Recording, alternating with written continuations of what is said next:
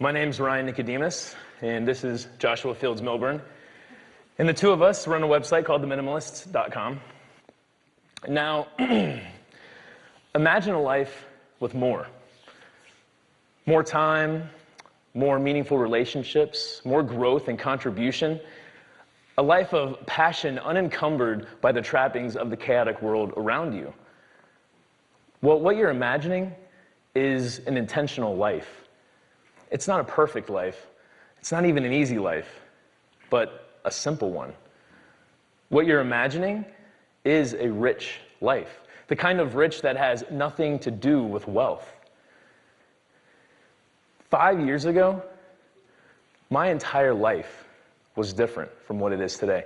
Radically different. I had everything I ever wanted. I had everything I was supposed to have.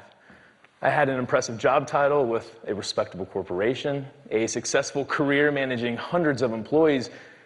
I earned a six-figure income. I bought a fancy new car every couple years. I owned a huge 3-bedroom condo. It even had 2 living rooms. I have no idea why a single guy needs 2 living rooms. I was living the American dream. Everyone around me said I was successful. But I was only ostensibly successful. You see, I also had a bunch of things that were hard to see from the outside. Even though I earned a lot of money, I had heaps of debt. But chasing the American dream, it cost me a lot more than money. My life was filled with stress and anxiety and discontent. I was miserable. I may have looked successful, but I certainly didn't feel successful. Then, as I was approaching my 30s, I noticed something different about my best friend of 20-something years. Josh seemed happy for the first time in a really long time, like truly happy, ecstatic. But I didn't understand why. We had worked side by side at the same corporation throughout our 20s, both climbing the ranks, and he had been just as miserable as me. Something had to have changed. To boot, he had just gone through 2 of the most difficult events of his life. His mother had just passed away, and his marriage ended, both in the same month. He wasn't supposed to be happy. He certainly wasn't supposed to be happier than me. So I did what any good best friend would do. I took Josh out to lunch. I sat him down, and I asked him a question. Why the hell are you so happy? He spent the next 20 minutes telling me about something called minimalism. He talked about how he spent the last few months simplifying his life, getting the clutter out of the way to make room for what was truly important. And then he introduced me to an entire community of people who had done the same thing. So me being the problem-solving guy that I am, I decided to become a minimalist right there on the spot. I looked up at Josh. I excitedly declared, all right, man, I'm going to do it. I'm in. I'm going to be a minimalist. Now what?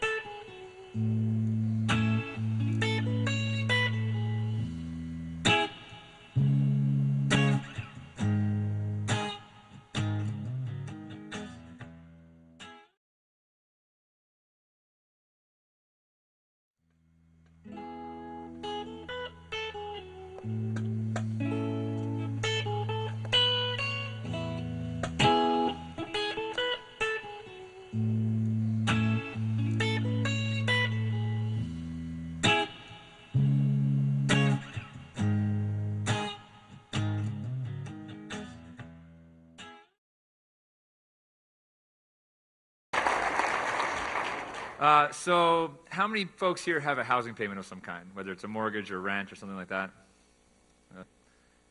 Anyone surprised by that 27% of your net monthly income might go to pay for just your housing? It's kind of a large number, right? So, assuming that we never move out of our house, it's a big assumption, I know.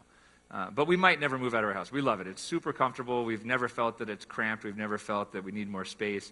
We have everything that we need in our house. So assuming we never moved from that house, we will never, ever have a housing payment to make again. We're done. So somehow we were told that bigger is better, when I really think that bigger means you have less time, you're spending more money, and there's more stress involved.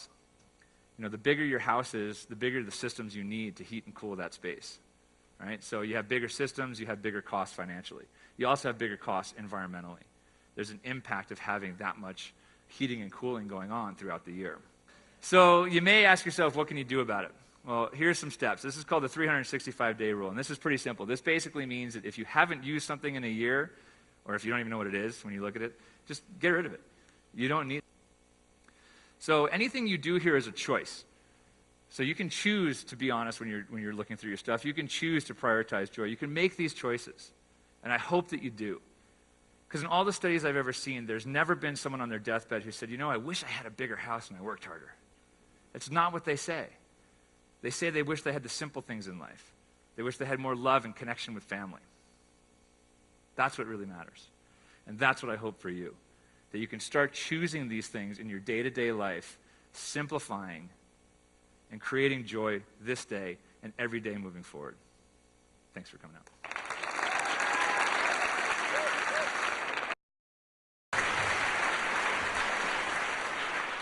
My name is Matt, and today I'm going to talk to you guys about electric assist bikes, or e-bikes for short. Yeah, cool. So you're going to have to work with me here, but e-bikes and early electric trains, they have a lot of similarities. And if you take a look, they were both developed in the late 1800s. And if you look at a train, we know that, you know, the modern electric train is the most efficient method we have to transport people and their cargo across land.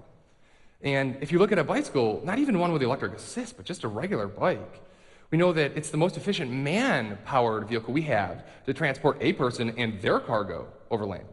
And then when you add the assist, like a train does, it becomes really efficient.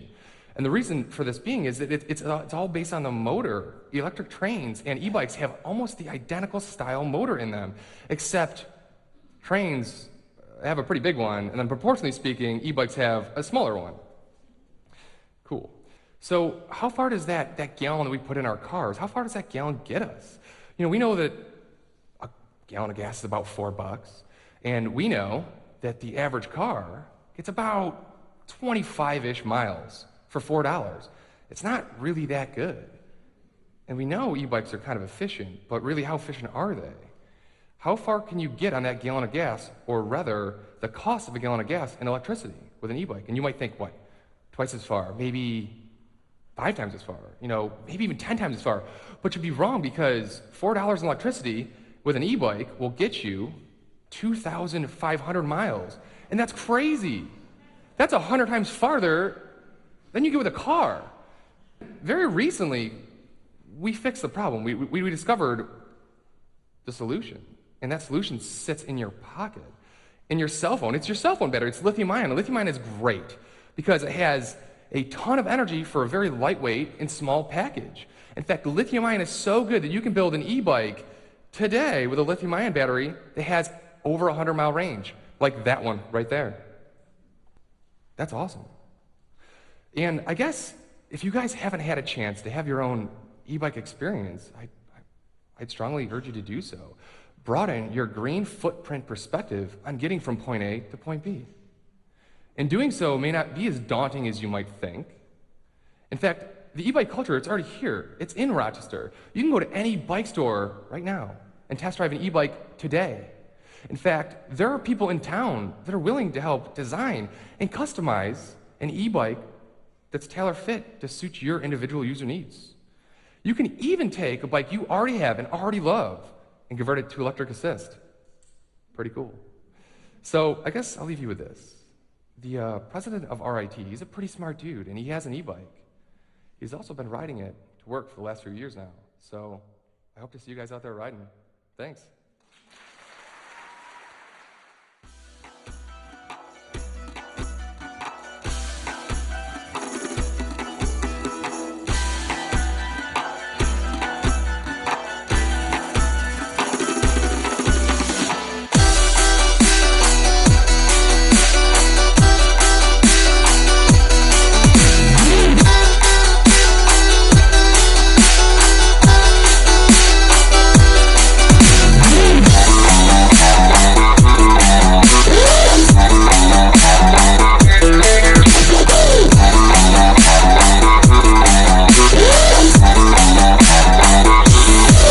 breakdown.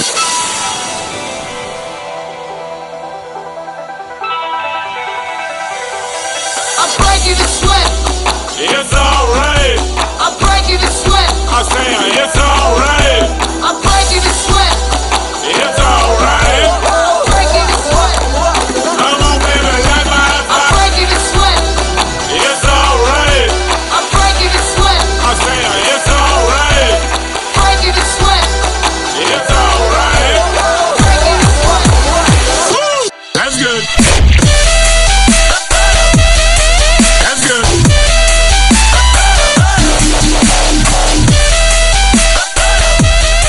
That's good. Come on, baby, light my fire. That's good.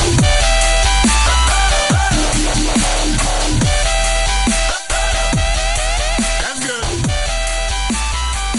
Robbie, yeah.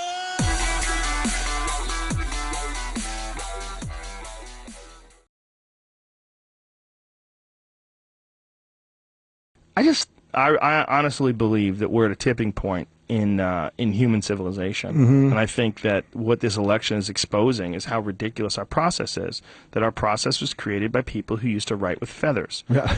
You know, I mean, it really Yeah. was. It was created by people who rode horses to get around, and you know, they needed a representative government because there was no fucking way you're going to be able to talk to someone in Missouri. Right. It would take forever, and so you needed someone to talk to those people and then get the word back to Washington.